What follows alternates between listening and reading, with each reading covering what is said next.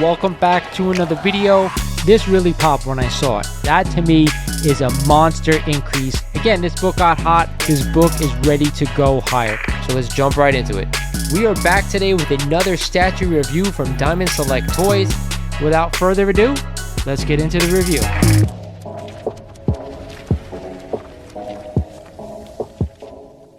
Today's episode of All Sorts of Words. Oh my god, oh my god, oh my god, it's here.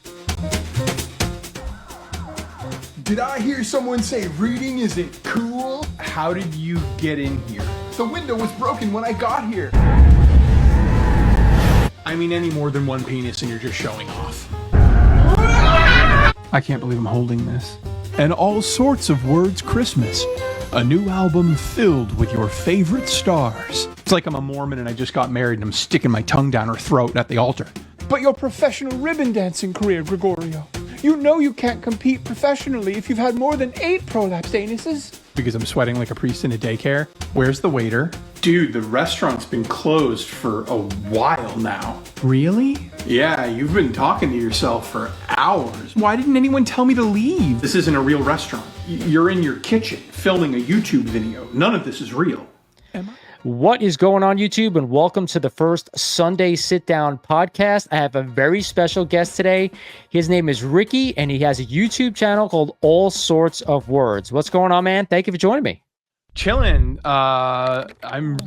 I'm not freaking out because I'm hanging out with you for the first time and making a video. It's awesome. Listen, glad to be here. So I want to give a little bit of insight and how I met Ricky and got to know his channel a little bit. So if you guys watch my channel, you listen to all my comments and you read my posts. I put out a post recently on YouTube that said, I haven't really been impressed with a lot of the YouTube comic book content out there. I said, it's kind of getting stale. I know with a lot of the same issues going on with the CGC scandal, everybody talks about comic values, including myself, hot books, stuff like that. I said, I'm getting really bored of that. So I wanted to see what everyone out there in the community, who they really watched and enjoyed. And Ricky here, he messaged me and commented on that post and said, hey, I want you to check my YouTube content out because I'm not like everybody else. I kind of put who I am into the videos. And I said, all right, let me check this guy out. I went on literally and watched the first video. And within the first 60 seconds, I was hysterically laughing. So let me just say that. So I want you guys to go right after you listen to this podcast, go check out his content because I guarantee you will not be disappointed. He's not your everyday YouTuber. And I got to say, your editing is pretty good too. We're going to start. I'm going to ask you this. How did you get into YouTube? Because I got to say, you're very, very entertaining. Oh, thank you. I'm a big old nerd and I love talking to people about being a big old nerd, but it's hard to find other big old nerds. It's difficult. And so you want to find like people that care about the thing enough, but are also just like, I don't know, like industrial, like, let me say this. So it takes a lot of weirdness to make a YouTube channel. Like think of the logic that goes behind this. Like someone loves something a whole bunch and they're doing it in their house in private. And then they just say like, no, I want to put videos of myself on the internet for other people's entertainment while I just be a weirdo. That's strange.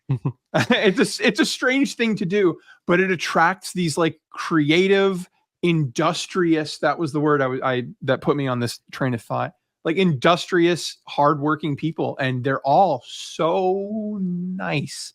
Everybody's so nice. And you just hear that over and over again because it's true. And so I started like just putting videos of me ranting and raving. But I fell in love with filmmaking along the way. Like I really love the act of filming a video where there's jokes involved and then cutting the jokes in so that they work. So it's really fun, but comic books is my conduit. I got to tell you, you do such a good job of bringing goofiness and laughter to some of your videos. I got to say the best one in my opinion is the Gregorio. Like when you went on that, I'm like with the shirt over the head, I'm like, oh, this guy is perfect. Like, cause that's what I want to do. Black and white stuff. I like, because you have to have a flair for the dramatic if you're going to do something like this. Even me, like I try to cut in with a certain clips here and there, but you do it to perfection. The whole waiter scene was also very, very clever. So I like seeing that type of stuff. I want to see like somebody's imagination come forth on, especially on like a comic channel, because you don't see that too often. It's basically people just talking to a camera, to a microphone. So I really enjoy what you're doing. Well, I appreciate that. The comic book community awards are coming up, and I'm shamelessly going to be campaigning to get Funniest Channel. Like shamelessly, I'm going to do everything I can to contact these people and let them know, hey, I want in. I definitely think you have a chance. Even though I got to be honest, everyone out there, if you listen to this, like I have yet to win a comic book community awards. I'm a little disappointed in that, but rude. It is what it is. I got to say, I do this because it's fun. It is a lot of work at times, and I'm sure you know the same thing. It's a lot of work, right? Putting this stuff together.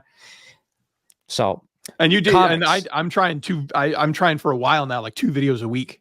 And it's like, that's a churn, man. And especially when I'm trying to put out like the edited content, you know what I mean? Like that is rough. So that's what I'm saying. Like, that's what attracted me to YouTube. I'm like watching on the sidelines in the comment section, like engaging with people, and they're so nice. And I'm like, no, I want to make videos and communicate with them that way. So like, I was a fan of all of this. I'm going to be the first generation of new YouTubers that were fans of the actual first generation of YouTubers, like the U's, the Lunch Money Comics, even the Comic Toms and stuff. Like I want to be the Kevin Smith of the new generation of YouTubers, the worst generation if you're a One Piece fan. That's a good way of putting it, but I got to tell you, you're on your way because you're very, very entertaining. So let's talk about why we're here. We're both comic book collectors. We collect comic books. Why don't you tell the people out there, this podcast who haven't watched your channel before, what comics do you like? What do you collect? Okay, so in the beginning, my philosophy was like collect to read. So all I was buying was runs. I really wasn't buying like keys yet. Initially it was just runs, but it was also where I left off the last time I was reading comics. So the last time I was reading comics was like 2000 and like I want to say like 2004 to maybe like 2000. It was the New 52. When did that come out? 2008. So New 52 came out then. I was reading a lot of DC and I loved it so much. And it was just fun. And it was just one long continuity. Like it was Jeff Johns running DC Comics effectively. Mm-hmm. And so it was just this like one storyline into the next, into the next, into the next. It was great. It went like Infinite Crisis 1 year later. Blackest Night happened, Brightest Day. And it just kept going and going. And it was such a great read. And I loved reading it. But then after I was reading a lot of DC, just constant DC for months, I wanted to like go back to like some books that I remembered as a kid. But the ones that I remembered, not the ones that everybody else is remembering. And that's not to be like, I'm so cool. That's not that. It's like, you can get swept up in the fandom so that you want to consume what everybody else is consuming. Cause there's also that camaraderie of it. Cause I've already isolated myself from my friends and family by being a comic book nerd. Right. And so now I want to isolate myself within my isolation hobby so that I can collect something that nobody else is collecting and nobody else gives a shit about. So then like you have this reluctance. And so there is a herd mentality, which is why book sales do what they do, which is why there's a marketplace, because we move as a herd. When we like something, like the X-Men movies coming out, everybody's buying the books. That's how this works. So there's like an anxiety of like sinking a lot of money into these indie books and like how they would make me feel emotionally to have them in my collection, because I don't have that sense of community if I go this way. But let me tell you, when Vampirella #1 came into my life, like it just, I love this book. It gives me energy. Like, it's like people make fun of people with like the healing energy of like crystals and rocks and stuff. And I was like, no, this Vampirella 1, it like emits radiation of joy. Look at this. It's even beautiful. with its ripped corner and everything, but it's you can totally read it. The what you care about, the art is just gorgeous. It's got character. That's what I always say, especially about raw books. People know I love raw books. I mean, I don't really buy too many slabs anymore unless I'm going to crack them out. But definitely, I love when books have character. I prefer low to mid grade books. So, what else you got there in that stack? I see a couple things. This is like, okay, so like one of my absolute favorite things that happened to me in the world happened to me recently. I was doing a trade with another YouTuber. I was trading my House of Secrets 92 in a 4.5. I was trading it because he said, I'll give you all the British Judge Dredd from 1 to 300.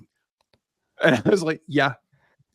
Yeah. So not a lot of people would do that trade. Like the House of Secrets 92 is a really, really hot book right now. So I understand why he's after it. But you tell me what made you do that one? It's Judge Dredd, and it's a British prog. It's not a comic book.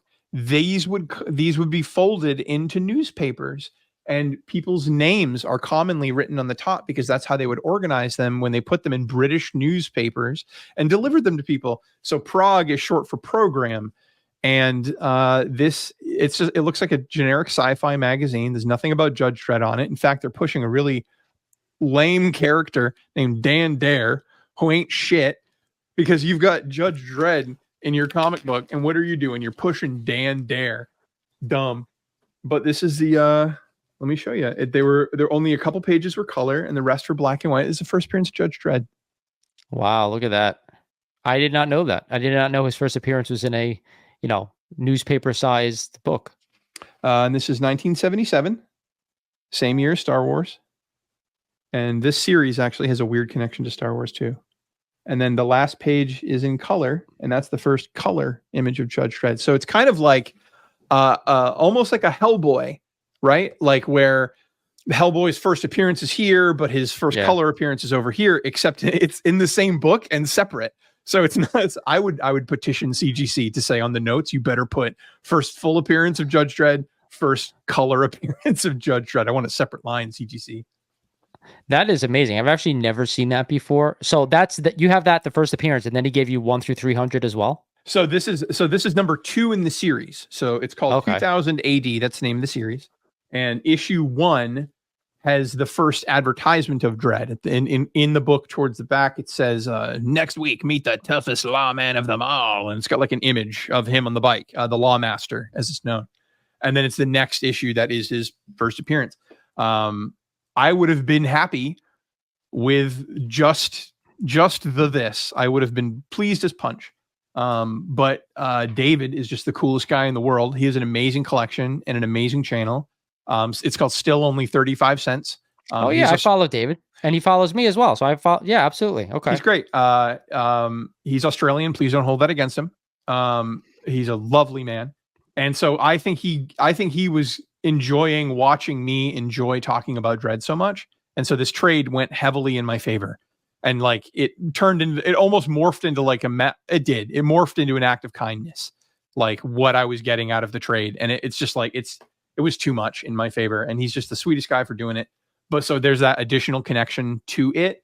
However, I am in love with Judge Dredd. I fell head over heels. I've been watching the movies again. I've been reading the novelization. They had a series of novels called Judge Dredd Year One, which had 3 mini novels in each book, right? They're mini novels because they were only released as ebooks. They didn't want to bother printing them. But recently they started printing them. So I've been reading the novelizations of Judge Dredd. I'm all in. It's definitely all in. Let me ask you a question. Do you know, I mean, I've never seen that book. I have never heard anybody talk about that book, but let me ask you, do you know how many are out there by chance? I know this. I think the census is under, I want to say it was like under 100. Oh, wow. There's if it's under 1,000, I'm sorry, internet people. I don't remember numbers. If there weren't numbers on my birthday cake, I'd never have to look at them. But if I'm forgetting, then I'm forgetting. But whether it's 100 or 1,000, it's still impressively low.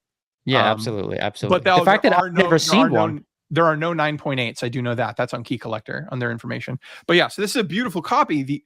Knock my mic. Dave is just the coolest guy. But he's a little neurotic about quality. Like, not neurotic. He really likes high quality books.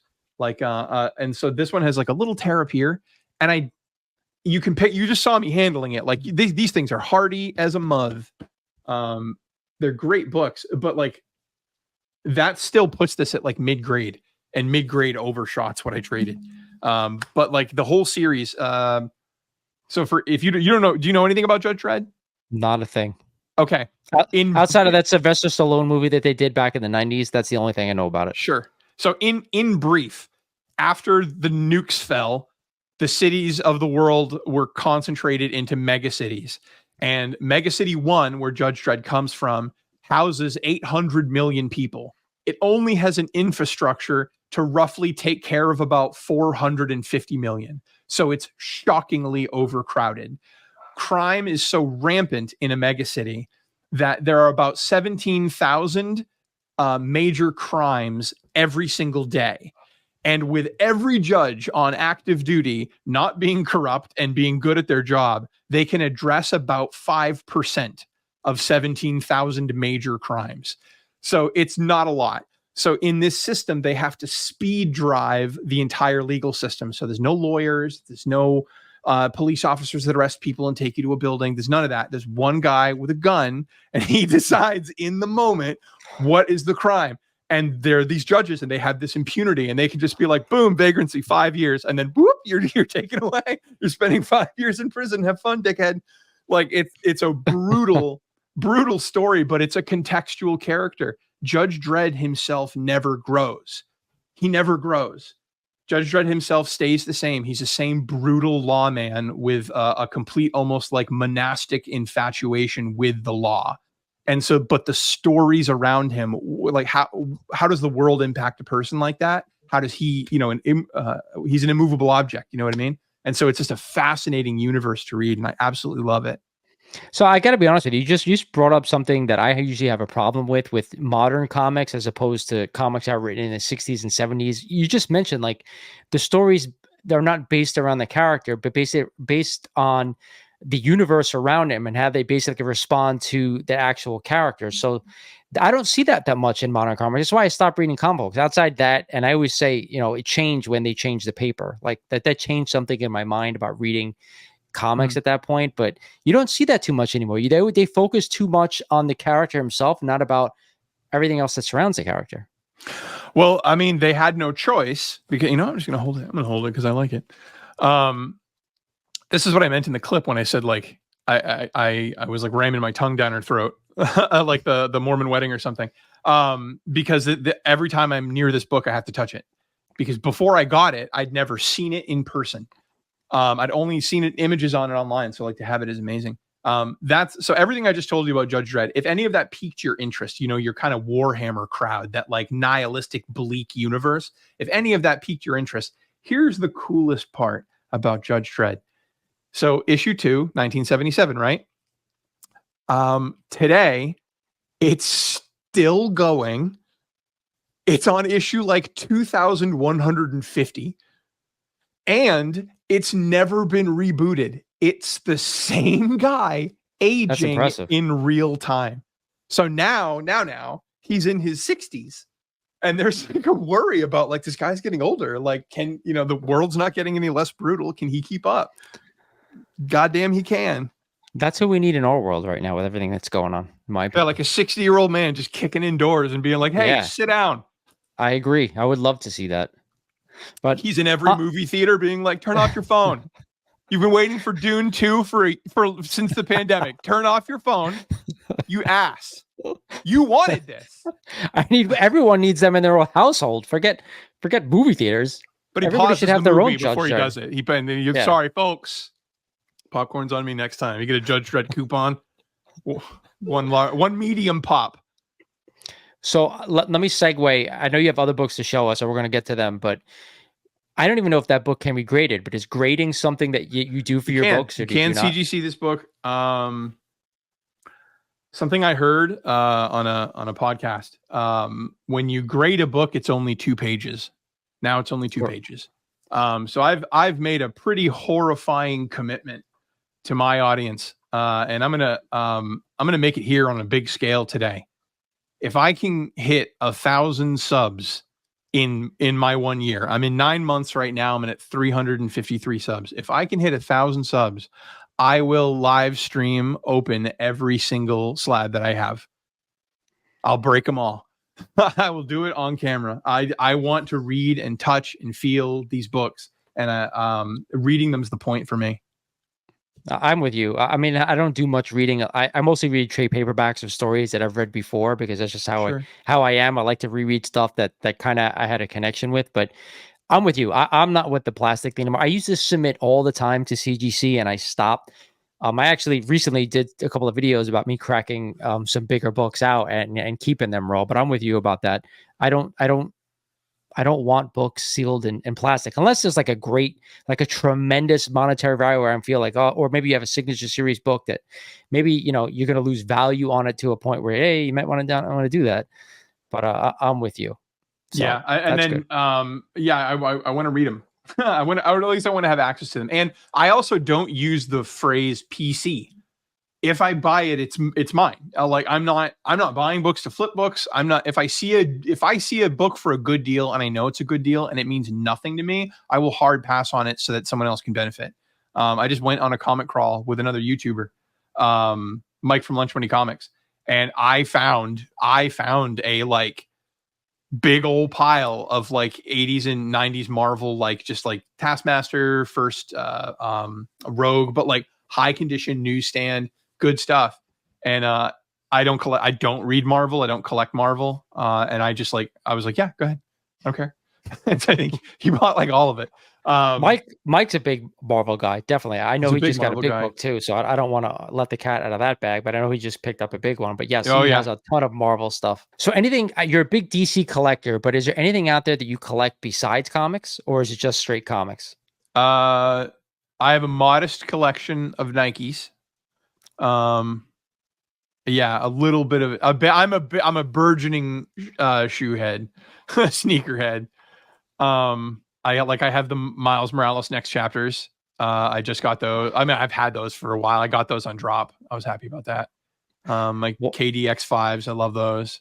Oh, wow. So you see, now you're letting a cat out of the bag, because I am also a sneakerhead, my friend. I collect Air Jordan 1s, and I collect, I have some 4s as well, but yes, I am a sneakerhead. So wow, we have more in common. See all the stuff that comes out when we do these podcasts? That's good to know, man. I'm very happy about that. All right, so let's get back to comics. What else did you bring for us? What else do you have? So people who know my channel, which is 353 people, it's not a lot. But for the people that know my channel, I want to talk about this book every chance I get. Does your knowledge, Lawrence, does it go back to like the 90s and 2000s of like underground at all? No, see, I was a mainstream guy. Like I told the story a million times how my dad owned a pharmacy when I was a kid, so I had access, and they had comics, so I had access to all Marvel and DC at the time, but nothing else. I would go to an LCS that was by me, but my dad had to drive me, and he worked a lot, so it was once in a blue moon. So that's why I grew up reading Spider-Man, I grew up reading Batman, and then as I got older, Punisher and Hulk. So absolutely, I may know a title, but I haven't read it. Okay, so yeah, lately I positioned away from DC, and I'm going to end with my favorite DC books. But I positioned recently, last couple months, away from exclusive DC, which is what I was doing. I was exclusively DC into more and more indie books that I knew about as a kid, but maybe they were like too sexy and weird to even be allowed in my house. And so like I wouldn't get them, but I'd see them. You'd see them in the distance looking all sexy, like Vampirella #1, but you wouldn't be able to get it. My mom would have killed me. So like there's some books like that, like Modern Good Girls, and then there's this one. Are you aware of Johnny the Homicidal Maniac? You ever heard of that comic book? Definitely not. No. Okay. Have you ever heard of the Nickelodeon TV show Invader Zim? Yes. All right. That I have heard of. Yonan Vasquez is the creator of Invader Zim. Before that, the only thing that he was famous for, but he was quite famous for it in the 90s, was a comic series called Johnny the Homicidal Maniac. It was a black and white, Tim Burton-y kind of comedy, black comedy, very black, where he's a homicidal maniac that kills people, but it's hysterical, and it's drawn like Invader Zim. So if you can picture those things in your head, then you can picture what this comic is. And it's funny, but it is very nihilistic and bleak. It's very bleak, and kind of Cthulhu-y at certain points. But it's a very good read, and it's worth it. That book came out in 1996, but back in 1994. There was a goth magazine called Carpe Noctem. This is a goth magazine. Let that image.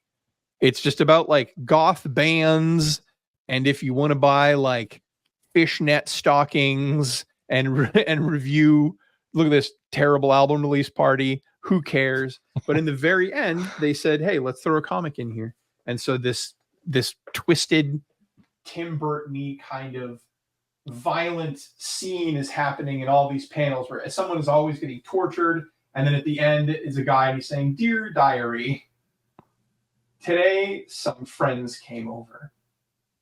And that's Johnny the Homicidal Maniac. And it's like that. It's comedy and it's twisted and it's weird, but it's lovely. They only made 1,000 of these goth magazines, and it is extraordinarily rare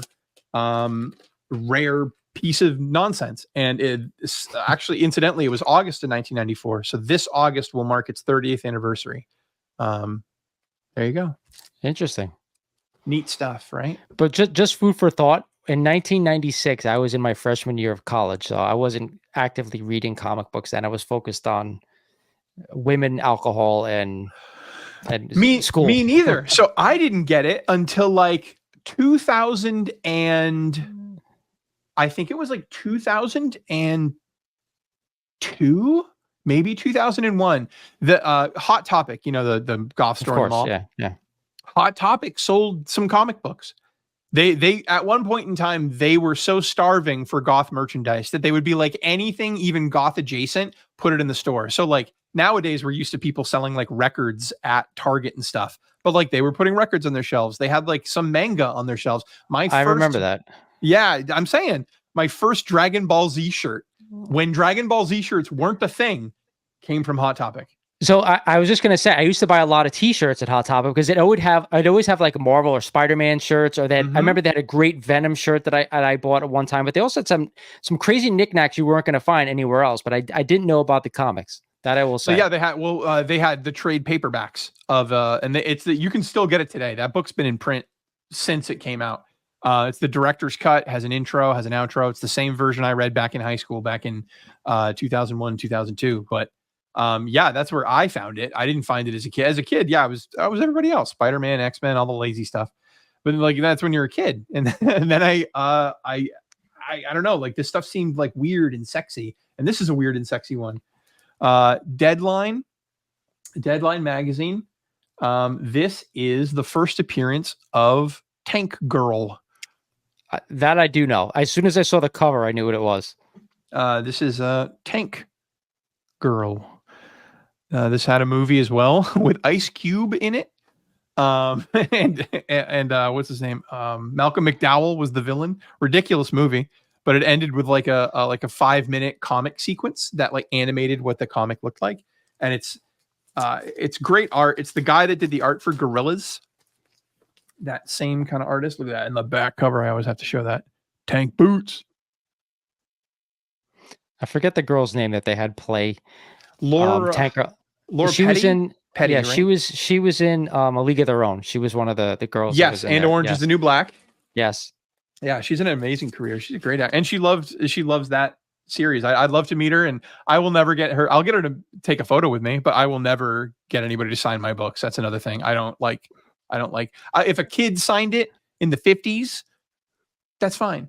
But like actively seeking out like some celebrity to like write in pen on my book, like get away from me. But how about like a creator, an artist, like anybody that you absolutely love? No, I'll get their autograph in my sketchbook. I have a sketchbook, got Alex Ross in it. Yeah, I do. But I got my sketchbook. I've had writers sign in my sketchbook. I want your signature. I want a reminder that I met you in this way. But like, don't touch my goddamn comic books. Okay. Get your filthy. All right, Gary Oldman, give me that back. I love Gary Oldman, but that's another story. he goes to sign my book and was like, yeah.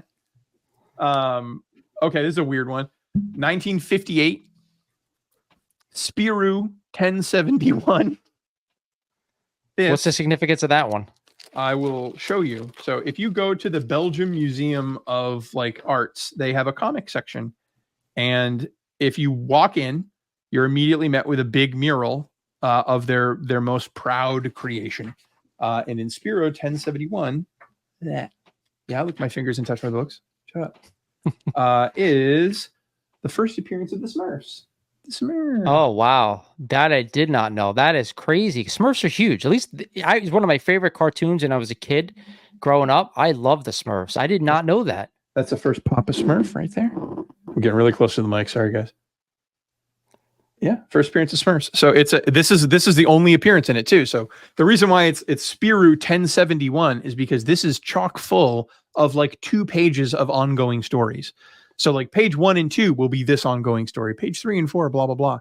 That story is it's an ongoing series about a prince and his like underling. And in their story, some dude shows up like the Pied Piper with the flute and everything.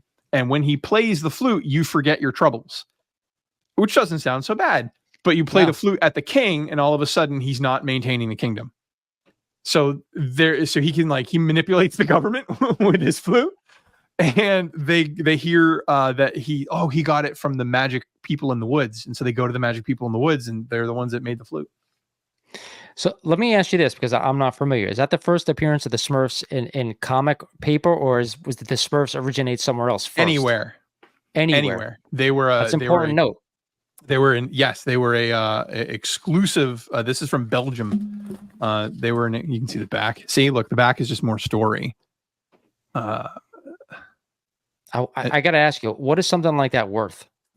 So it's a compressed market, meaning there are copies for sale, but they are so few and they never sell that people can just set unrealistic prices and just sit on them. Mm-hmm. And so, but here's the thing. I just call them unrealistic prices because I am a dick. But they're not unrealistic prices, because if nobody's buying them, but nobody's selling them, who's you to can sell them for whatever you want. Yep. You're making that call. So how did you get it? So this was I went on eBay, and this was the only raw copy, and it was $250. Buy it now. I offered $230 or something less. I can't remember the exact amount. I can provide receipts if you don't believe me. But then I bought it for that cheap. Came in, and the only other copies, they're either 3 or 4 on eBay at any given time because nobody buys them, and they're higher grades and they're slabbed. I think the lowest one's like a 6 something. It's in beautiful condition. Beautiful condition. And so for $250. So, but the other people, they're all like $1,000 or more. I was gonna say $250 is phenomenal. I would have bought that in a second. If I knew what it was, I would have bought it.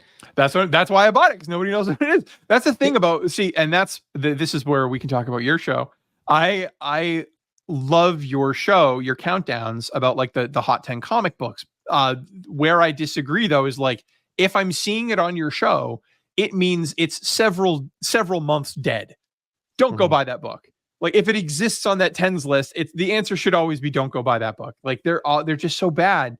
If it's on the top 10 list, that means it's selling well, and that means like don't buy it, because it's always got some hype behind it.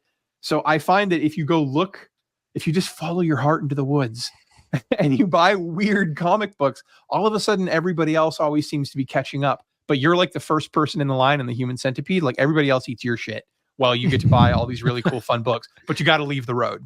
So the one thing I'll say about the Hot 10 is this: like the prices that the Key Collector app provides for these books that he says are Hot 10, I always see them selling for less in the same grade. So if you watch the video religiously, and I hope you do, because it's a fun video to make, and there's be some cool stuff that I'm going to be doing with that's different soon. We won't talk about it yet, but if you go on there and you just do some research and check out not just eBay, but if you're on Instagram and you buy comics on Instagram, you can always find a similar grade for cheaper than what just sold. And I'll take that Wolverine #1. You know, it's fluctuating right now, but I always see it for like, you have a 9.8 this week, it sold for $780.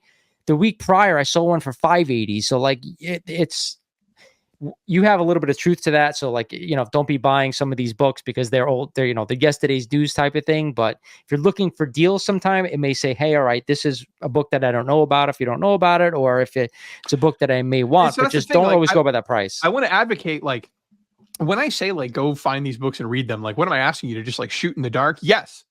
Yes. We both know that you like comic books. You, Lawrence, and anybody else I'm talking to right now, we both know that you like comic books. So like, just get weird with it and you will find weird stuff. They've always been making way more weird stuff than they even have more big stuff. Like DC and Marvel, you think like, oh, there's so many thousands of books. Dude, weird stuff is unencumbered and strange, and it's everywhere. And so sometimes if you go down these rabbit holes, all of a sudden you find yourself on the forefront of like I'll take a risk on something weird and it'll be cool. Like all those people that got in on Something is Killing the Children, that's not even a small press. That's a big press from a big name. Yeah. And still nobody bought the damn thing.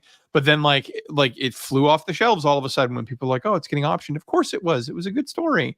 So like read this stuff and look for this stuff and you can find good stuff. You're like this is good stuff. Evil Ernie #1. First appearance of Evil Ernie and the first appearance of Lady Death. If you don't know who Lady Death is, then you are not a straight white male from the 90s. There were 3 beautiful ladies in comic book stores, and it was Vampirella, Lady Death, and Dawn. And they were always represented in comic book stores in the 90s, and they were just gorgeous women on these covers. And then like kind of like cool Buffy the Vampire Slayer like stories, you know what I mean? Demons and stuff. This one's a green label because it has the autograph of the author and the artist. So let me ask you a question. Did you submit that book or you bought it like that? I've never submitted to CGC. Never, not once, not never. And that doesn't mean I don't see a use in CGC. I do see a use in CGC. I know that the book that I'm buying is in the approximate grade that it's being sold for. So we can all debate that like a 4.0 on a good day, that would be a 4.5. On a bad day, that'd be a 3.5. It's an approximation of the area in quality of what that book is. So I will buy slabs, but the point is to get to 1,000 subs so I can then open them all.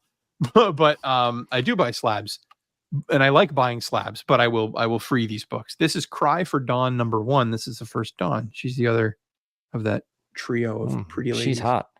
She's beautiful. This isn't even the hottest cover. That's my type because I'm a redhead fan. I'm not gonna lie to you. Oh, you might like Dawn then. You might like Dawn. This is like literally one of her worst covers. Her first appearance. She's got some beautiful covers. Here we go. Dreamwalker 0. This is the first appearance of the Goon. You heard of the Goon, Lauren? You must have heard of Goon. That I have. I have. Yeah, that's Goon. Terrible cover. Well, I mean, I always like border on like being respectful to the artists, but no, I agree with you. It's not the artist. If they draw something, then it looks good. Sometimes the coloring's not the greatest to me. Like to me, I think they could have spruced it up a bit with the coloring, but. And it's one of those things where it's kind of like I was making fun of Dan Dare earlier. Like you got the Goon in your book, and like you think this cover is going to be the lead. Like it's got to be Goon. How did you not know what you had? That I know what it is. That I know. You know what it is. Do you have this one? I do not, but I was looking for a while back. I was looking for a 9.8 copy of that book, but at some point it was just way too expensive, and I didn't want to put up the money. So that is the first true Hellboy, right? Yep. Yeah. First black and white Hellboy. I have his first color Hellboy, and I have his first issue of series. I only put up 3 books at a time. That globe usually isn't there because right now I'm using the Judge Dredd book for purposes, but like Judge Dredd's, he's up for quite a while. I just got him. I'm so excited. But what I do is every week, every Friday, I switch out the 3 books. And that is the only books I display. And I found that 1, it's a fun game to play. Every week you select a theme. 2, my room doesn't become a butthole made of comic books. Like comic books are small and thin, and even just the ones in cases, like the slabs, like my God, you can just destroy an entire space. And I do like a little bit of Zen. I like my lame little lights and stuff. So I do put up the 3s, but I only put up 3, and I do have his trilogy. First color, first that. Okay, this is a trilogy. This is a weird one. You've heard of the Crow. You've heard of the Crow. You and everyone on Earth has heard of the Crow. This is one of the weirdest sets you're going to see on the internet, folks. I have the 8-0 trilogy of all of the Crow's first appearances. So this is Caliber Presents #1. There's another Caliber Presents. It's not that one, but there's something else. There's another key that's Caliber Presents. That's not the Crow. What is it? I have no idea. Drawing a blank. Okay. So Caliber Presents #1 is the first appearance of the Crow. Then Dead World #10. It's kind of like Gobbledygook. It's the first on the back. It's the first advertisement of the Crow. And then Crow #1, first print. And together, by our powers combined, they make an 8-0 trilogy of sadness. They're going to remake that movie, right? Yeah, I mean the photo just. So here's the deal. Crow's gonna show up. I'm a prophet. I'm a prophet. Crow's gonna show up on a top 10 list because a couple high grade sales are gonna go, and it's gonna show up on the top 10 list, and everybody's gonna go, "Ooh, I wonder if I can find a crow." And I'm here to tell you, folks, they're gone. Please don't. Like, you're gonna hurt yourself. Like, just sit out, wait. It is very hard to find that book in super high grade. I could tell you that. I there was on the Hot 10 like over like a year and a half ago at some point, and it's up there in price, but they're so hard to find in super high grade. Yeah, Lord have mercy. That is an all black cover, and it just like every negative thought that's been around that book has caused a spine tick. It is a very difficult book to get in a 9.8. And I don't care. It's as an 8.0. Even just the 8.0 that I have, it's a beautiful book. It's a beautiful book to look at. It's a great, simple cover. And that's what I think a lot of the covers now, you know, and you can go back, you know, to the 70s, you can go back even to the 60s a little bit. I like simple covers like that. I like just plain, simple covers. Yeah, it's a beautiful book. And then like a lot of people scoff at advertisements like on the Dead World number 10. Like the Crow advertisement. A lot of people scoff at like, oh, I don't get gobbledygook or you know, the first advertisement of the Turtles, stuff like that. But this is just, it's an original piece. You don't see it on any other books. And it is just a sick picture of the Crow. So I'm a big fan of like advertisements and coupons featuring like, you know, promoting books that are going to come out. I have one actually. I have an Action Comics 12, which is that has that coupon of Batman before he was ever came out. So I love those things. Gobbledygook is one of them. There's another one which I'm forgetting too. Is another big one, but escapes my mind. But I want to ask you. So like, where do you do most of your buying? Do you buy on eBay? You buy on Instagram? You go shows, stuff like that. LCS. Yes. All. Yes is the answer. Anywhere I can go. If there's a flea market nearby, yeah, I'll check a flea market. If there's a convention in my area, sure, I'll go to a convention. If there's you know, if I have to drive 2 hours to go comic shopping with a friend for 8 hours, I'll do that, sure. Yeah, all of the above. Anywhere I can find comics, I'm going to where they are, and you usually find trash, obviously. But if you're willing to shell out money, like if you're the guy that shows up with cash at a small thing, you're king. And you can almost feel like you can set the price with someone because you're paying in cash and they just want to move it. So like you can go to a booth at like a fair or something, and some guys selling like a box of comics, and how much are these? Oh, $2 a piece. 50 for the box. Yeah, okay. And then just leave. Don't make it a big deal. So you can find some cool stuff. You're a lot more patient than I am. I will say that. I am like, I don't like being in crowds. I mean, I like cons and stuff like that, but I don't like digging through boxes. I can't sit somewhere one place for like 2 hours unless I'm having like a good conversation. I used to have an LCS in my town, and they're no longer there, unfortunately. But I'd go in there and just talk to the owner for like literally an hour and a half and not even buy anything. That's how like much I enjoyed just talking one-on-one. But it gets to a point where like I can't dig through long boxes or short boxes for hours. I don't know how people do it. Oh, I love it. And I find the weirdest stuff. And I find like whole sets.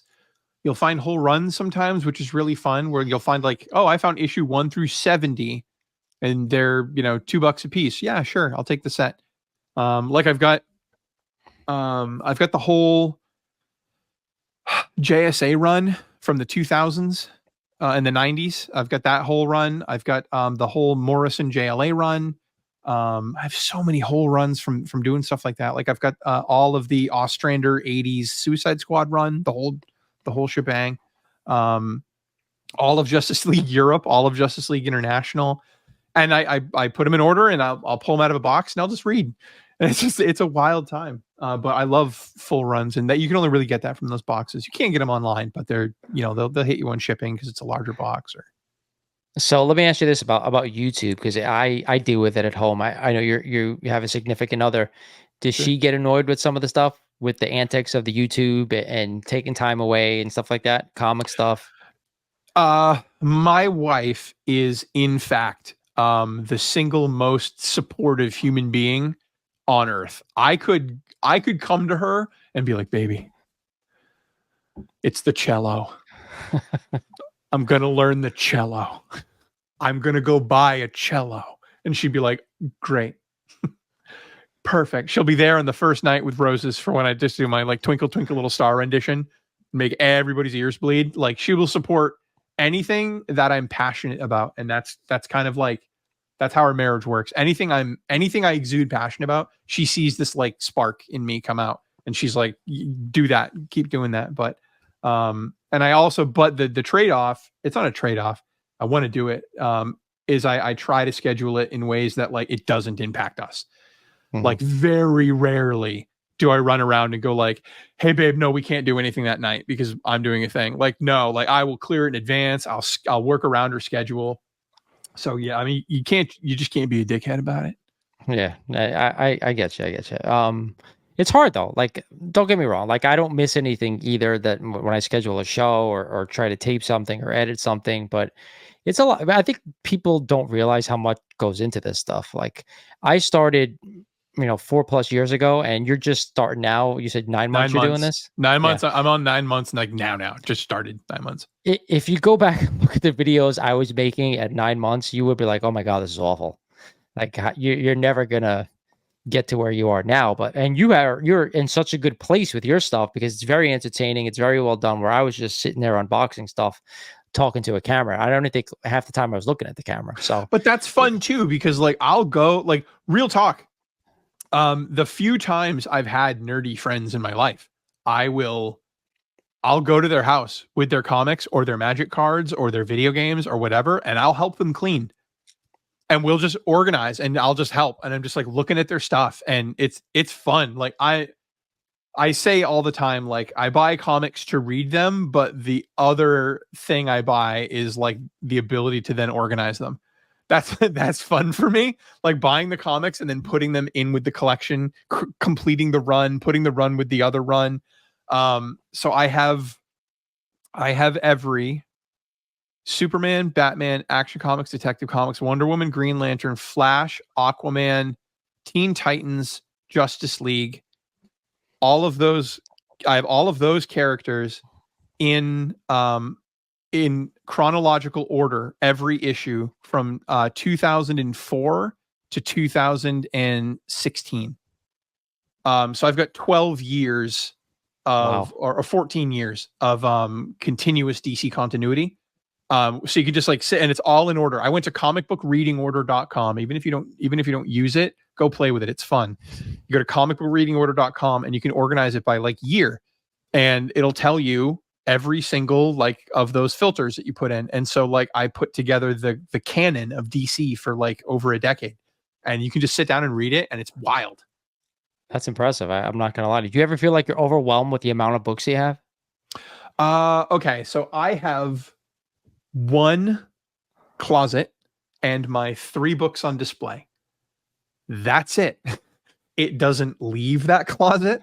And if it gets to critical mass, I know that like, okay, it's time to part with certain things. So I'm parting right now with, I have a stack of Batman books. I got rid of a bunch of Batman keys. I traded into a lot of what I have. That's the other thing about comic book YouTube that people don't talk about enough, but it's awesome. And that's why I can encourage people to get on comic YouTube. If you think this sounds fun, getting to meet other content creators and then trade with them is amazing. And you can trade some big books because you're comfortable with each other. I know what you look like. We talk offline. Like, and so when you trade and you have that level of comfort, it's not like trading on Instagram. You're trading with a person that you feel like, and so you can get some big books. I got the first Star Trek through a trade. The first Goon I got through a trade. And so I traded away a lot of like Batman. I want Super Family, which is what we're getting into. These are my next 2 big favorite books. But go ahead. No, I was gonna say, go ahead, show us what you got. Are these your 2 most favorite books you're gonna show us? These are my most favorite books. They are a set. One of them is the first year of the Silver Age, last year of the Golden Age, depending on how you see it. We'll debate that. But I'm really excited. These are my big boys. So I'm going to end with my single favorite book in my collection, the book that I will literally be King Tut style buried with. I promise you. But this is my second favorite book in my collection. Here we go. That's Action Comics 252, the first appearance of Supergirl. I like to call that book the other 252. Even though that one's more valuable. Oh my God. It's just the best.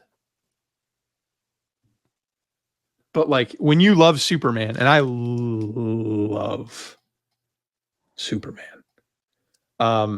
you have to make like peace with the fact that you're never going to own an Action Comics #1. Yeah. Think about it this way, this is a fun mental exercise that'll make you not want to jump off a bridge when you think about not owning your favorite key comic book like that. If I was in the financial position where I could afford an Action Comics #1, I have made it so well on this earth. I'm so rich that would it even mean anything anymore to own it? Like nothing means any. If you have like $5 million to buy your dream key comic book, that's like pocket change to what you would have to have. So like, you know what I mean? If you, Lawrence, if you had $250 million in the bank and nothing meant nothing, like, would it even feel anything, or would you be like, yes, that's my Action Comics #1. I don't really care. It depends. See, you could say that, but you could also say, growing up, how was that person who owned that book? Did they have a fond attachment to that character and it impacted your life? If that's the case, then I could still say, you know what? Yeah, all right, it's a $5 million book, but at the same time, that character impacted me, and it's like, I want to own it because of who that character is and what he means to me. So yes and no, but I get what you're saying.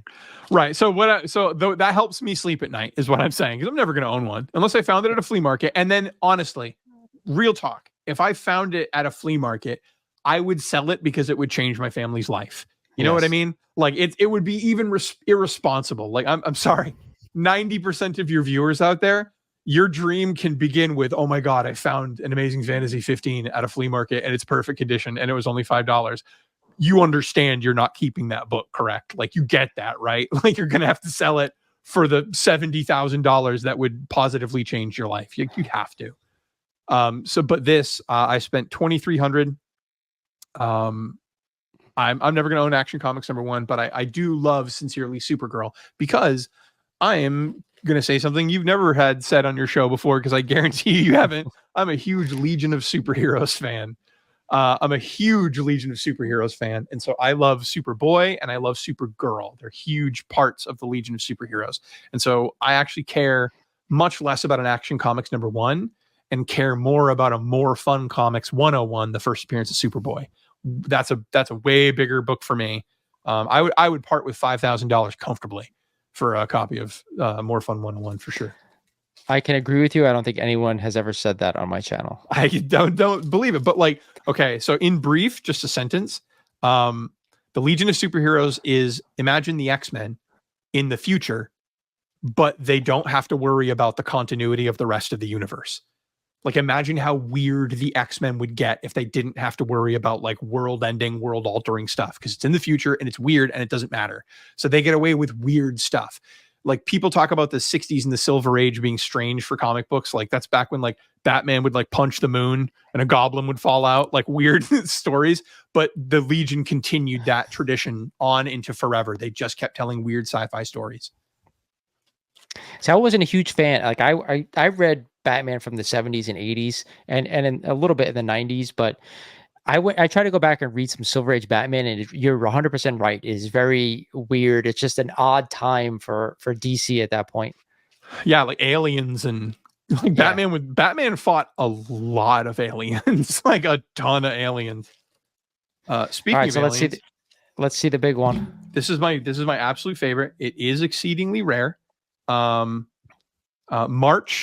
1955. So this is actually its birthday month. This is a 3/0 off-white pages of Adventure Comics 210, first appearance of Crypto the Superdog. I always see people hunting for that book on live sales and asking about it. It's like I've said, I made a whole video about him. It was one of my first videos I made. A little crypto boy here. But like, when you read comic books, no one reads their favorite superhero and says like, this is somebody that I know. Like nobody feels like that personal.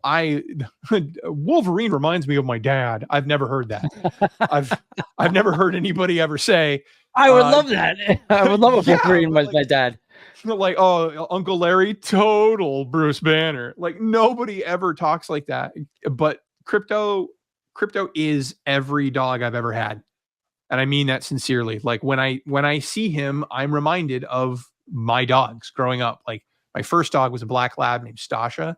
And in thunderstorms, I would freak out, but she would freak out too. So she would lay down by the fireplace where it was warmest, and I would go lay on her stomach in a thunderstorm, and we would just like cuddle with each other and be afraid. That's like a core memory. You know what I mean? And so like every time I see Crypto, I see every dog because he's never been styled after one specific type of dog. He's been cartoon dogs. I've seen him as bull terriers. I've seen him as hounds, all different types of dogs. And that's intentional. They don't want to select a specific breed for him so that he can represent a boy and his dog. And so like, I don't know, like I'll sell every other comic book in my life if I have to, for whatever reason. Like if emergency, whatever happened, this is the last book to go. If I have my way, I'll be buried with this book. I don't even want to be buried. I want to be cremated, but I'll be buried so I can be with this book forever. I don't blame you, man. I have a big attachment to my dog, and he passed about 1.5 years ago. So I totally understand. I'm sorry. It's okay. It's just one of those things you got to deal with as you grow old. They don't live as long as us, but that's awesome. I want to show you that there's something I love though. A little kid was practicing his handwriting and was like filling in the card. I love this type of stuff.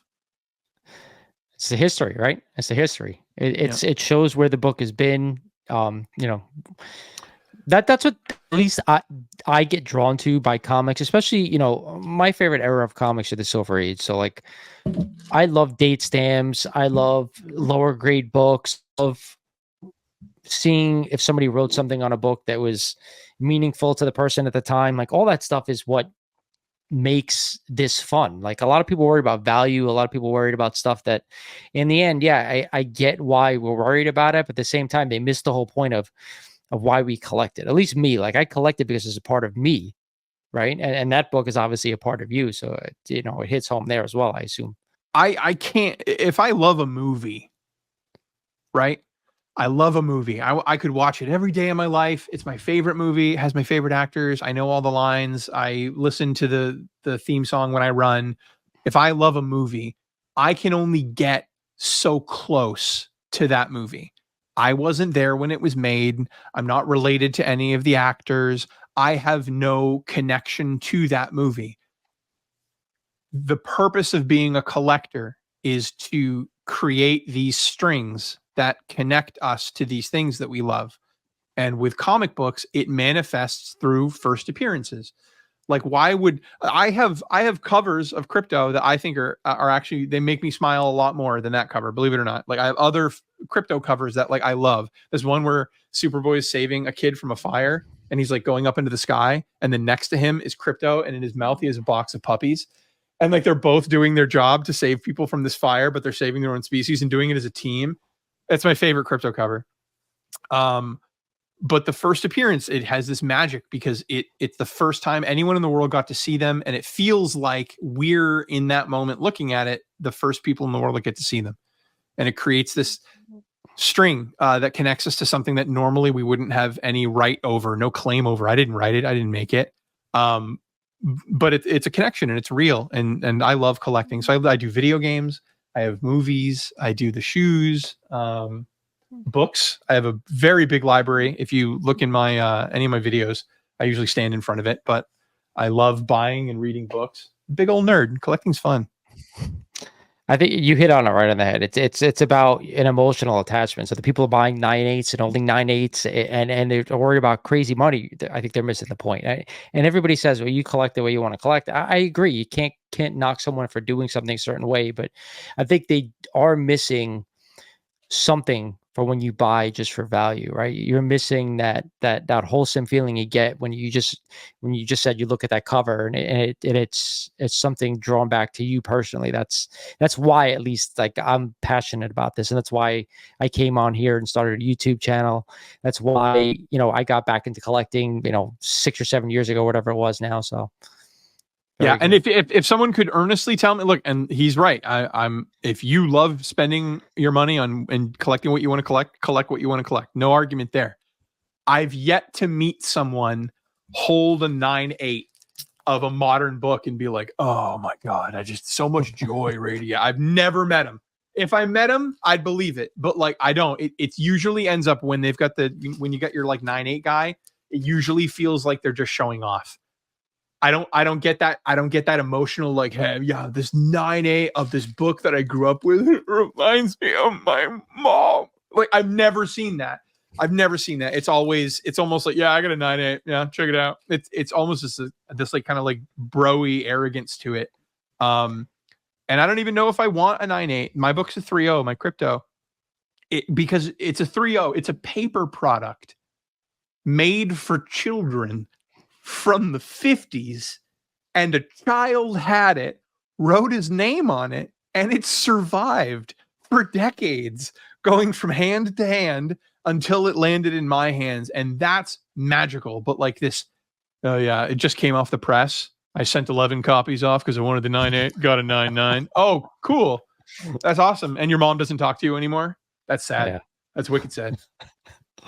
So with that said, what's next? Is there anything you're looking for right now that you think, oh, I am searching for this book, blah, So blah, blah. Okay, this is actually really cool. I'm really happy I get to share this. I have not even said this on my own channel, but there's a feeling I've had that is unrealistic. I did that trade for the Judge Dredd books, right? I'm still high off that. Like, that's like, you see it all the time. You see big channels, small channels, everybody. They'll be like, I just went to a con and I found my holy grail. Here it is, guys. I've never been happier in my life. They put it down. They change their shirt. They hit record on their camera. Hey, guys, I just went to a con and I got another holy grail. It's like, I'm not getting that like joy. And I've done that too. Don't get me wrong. I'm not judging them. I've done that too. Like, you buy the book and in the moment you're thrilled, you're showing your friends, you post it on Instagram and you put it in your closet with all the other ones. But the Judge Dredd high, I'm still high off of it. And I'm just like so thrilled. And so, no, I'm not looking for anything right now, but I am going to Terrificon and I'm looking on getting something big. I'm going to be rolling about like 6 to 10 deep. I want to bring some cash and I want to pick up something cool. Like maybe the first Justice League, like Brave and the Bold 28 would be awesome. Yeah, Brave and the Bold. My tippy top though, my tippity top is Adventure Comics 247, first appearance of Legion of Superheroes, because I want the Legion of Superheroes, and that's 1958. All right, well, those are two good books I'd be looking for too if I was a big, huge DC fan outside of Batman, which everybody knows I am. But what are you looking for? Like, what's the next book top of the list? See that's the thing, and I was going to mention this next. That's why I asked you the question first. Is that I've gotten to a point where I think that's it, and I'm going to ask the question. I was going to do a separate video on it, and I may still, but like, what do you do when you think you're done? Now it's art. That's it. You're right. I know. I dipped my toe into that water already, and I've purchased 2 pages from Amazing Spider-Man books, and I have a buddy of mine who, if you guys don't know, I'm giving away an Amazing Fantasy 15, the original art print, to a couple of members of the channel and subscribers of the channel. So, but yeah, you're right. You start looking at art, but our art is really expensive. It's really expensive. It is, but I mean, if you've already got every single mega key that you want, for context, I was talking about it with some friends. If you want the Jim Lee 1-page treatment, he'll give you a full body inked background, inked and sketched, the whole deal. It's like $3,800. But you got a too bad. Jim Lee. But you got a Jim I get Lee, it. the president of DC Comics. Like, this isn't like some, like, I mean, not even like a famous author. He's the president of DC Comics. to me, Jim Lee is him and Todd McFarlane are the two best artists from that era, right? I mean, Yeah. that's just me. Easy. That's just my opinion as well. But he's going to be a Terrificon, by the way. I don't know if you know that. I do. That's why we know the price, because I thought about it and I was like, I don't know if he's ever done a full page spread of crypto. And I don't know what he would do with that. Like, because the thing with crypto is you can't just put him sitting there like a dog. You could, that'd be cool. But like, I imagine they'd be compelled to make him doing something. Yeah. So you'd almost get like a smaller figure, but a bigger action set. And so like, I'm thinking about like, oh God, that'd be sick. Or if you just did a big dog head, that'd be sick too.